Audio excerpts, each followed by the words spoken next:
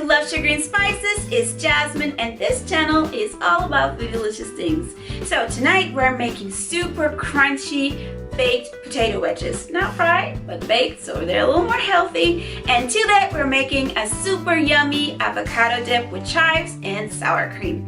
I bet your kids will eat that too. So if you like this recipe, give it a thumbs up, comment me below, subscribe, and see you in the next recipe.